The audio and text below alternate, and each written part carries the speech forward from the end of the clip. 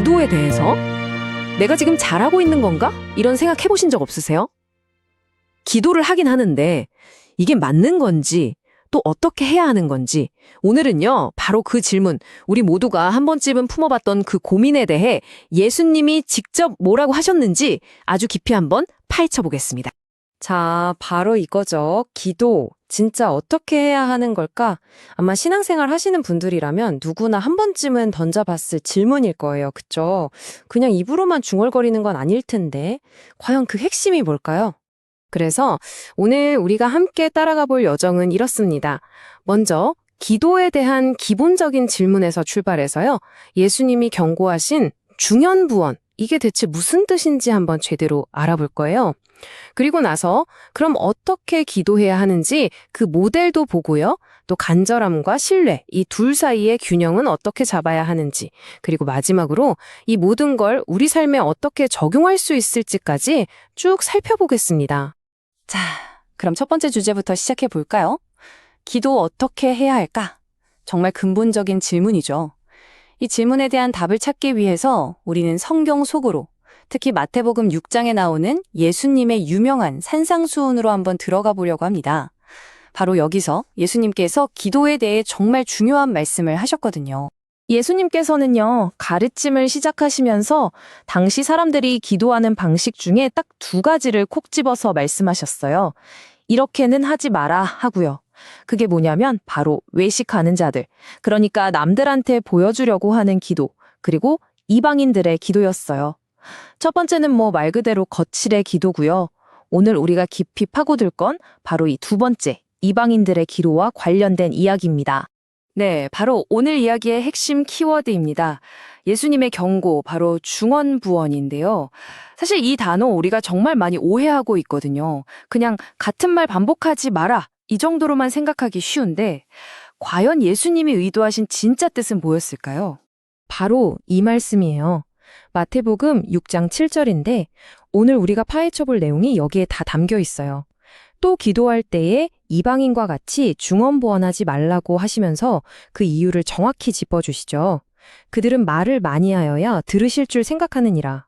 보세요. 여기서 포인트는 중언부언이라는 행동이랑 말을 많이 해야 들어주실 거다라는 그 생각이 딱 연결되어 있다는 거예요. 자, 그럼 이 중언부언이라는 말의 진짜 의미를 알려면 어쩔 수 없이 원어로 한번 거슬러 올라가 봐야 합니다. 성경에 처음 기록된 언어, 바로 헬라어죠. 이 단어 속에 숨겨진 진짜 뜻을 한번 캐내보겠습니다. 원문에서는 이 단어를 바톨로게우라고 하는데요. 우리가 보통 그냥 같은 말 되풀이하는 거? 이렇게 단순하게 생각하기 쉬운데 전혀 아니에요. 사실 이 단어의 속뜻은 훨씬 더 깊습니다. 이건 그냥 반복이 아니라 아무 의미 없이 그냥 막 떠드는 거, 쓸데없는 말을 너무 많이 하는 거 같은 뉘앙스예요. 그러니까 포인트는 아무 생각 없이 기계적으로 마치 주문 외워서 신을 어떻게 좀 해보려는 그런 태도, 바로 그걸 지적하신 거죠. 이 단어를 한번 쪼개볼까요? 그럼 의미가 확 들어와요. 먼저 앞에 붙은 밭이라는 부분은 과하다, 의미 없다, 이런 뜻을 가지고 있어요. 그리고 뒤에 붙은 로고스는 많이 들어보셨죠? 바로 말이라는 뜻입니다. 자, 이 두 개를 합치면 뭐가 될까요? 맞습니다. 과도한 말, 의미 없는 말들의 나열, 바로 그거죠. 정말 재밌지 않나요? 자, 이렇게 표로 딱 놓고 보니까 차이가 한눈에 들어오죠?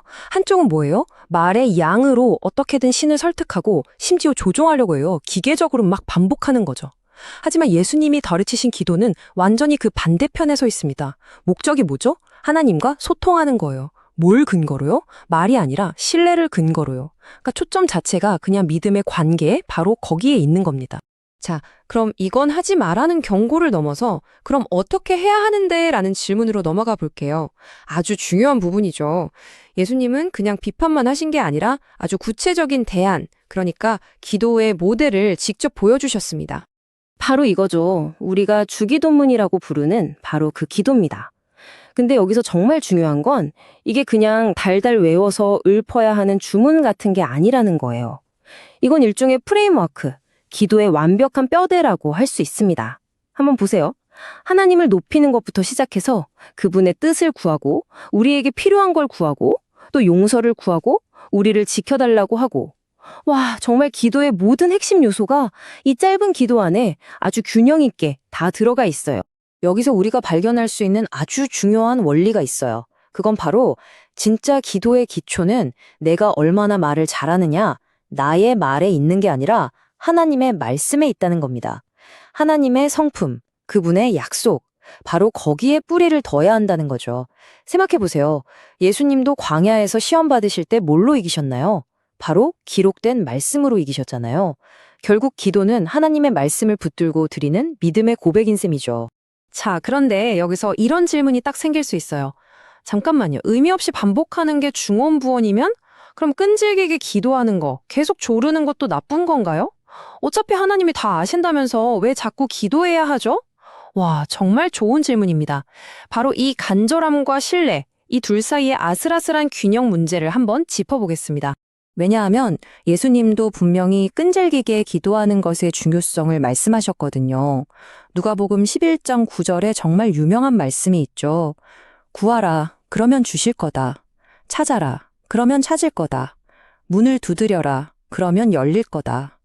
이건 앞에서 말한 중언부언과는 완전히 차원이 다른 이야기예요.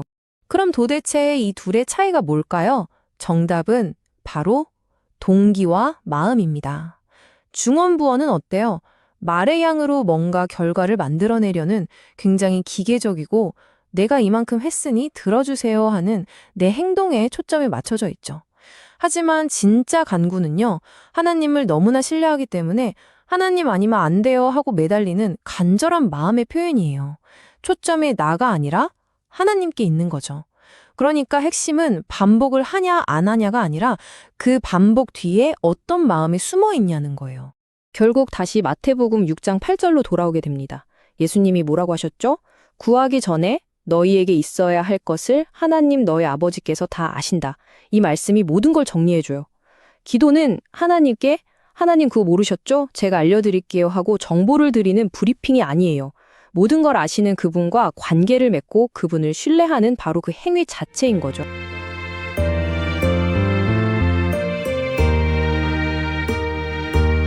안녕하세요. 우리가 기도를 할 때 뭘 가장 중요하게 생각해야 할까요? 사실 기도의 핵심 원칙이 딱 하나였거든요. 바로 아버지의 뜻대로 구하는 건데요. 오늘 바로 이 부분에 대해서 좀 깊이 들어가 보려고 합니다. 우리가 하는 그 모든 기도가 결국엔 어디로 가야 하는지 같이 한번 알아볼까요? 자, 먼저 이 질문부터 시작해 볼게요. 기도의 목적은 과연 뭘까? 아마 많은 분들이 내가 간절히 바라는 소원을 이루는 거라고 생각하실지도 몰라요. 건강 문제, 성공, 관계 회복 같은 것들이요.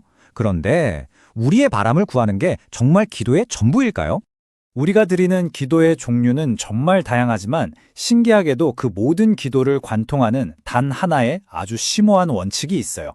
그리고 이 원칙을 이해하는 게 바로 기도의 진짜 의미에 다가가는 열쇠가 됩니다.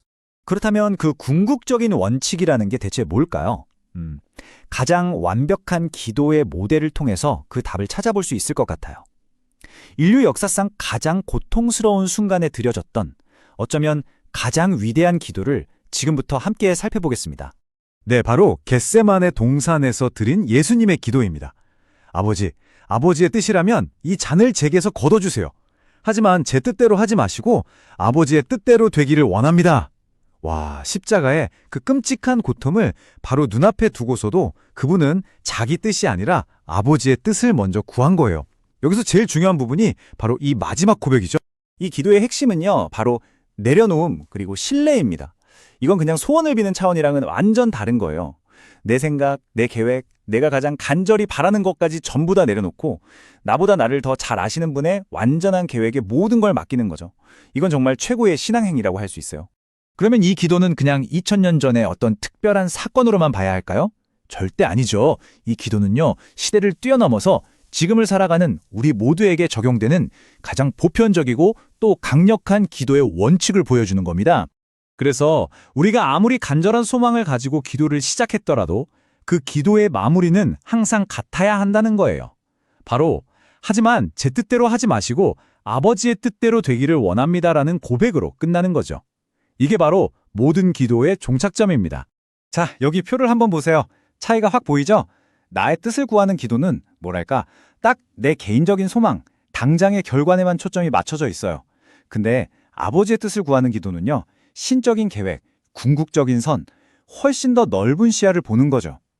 그러니까 우리 기도가 단순히 이 문제 빨리 해결해 주세요 해서 더 큰 계획을 믿습니다로 전환되는 바로 그 순간인 거예요.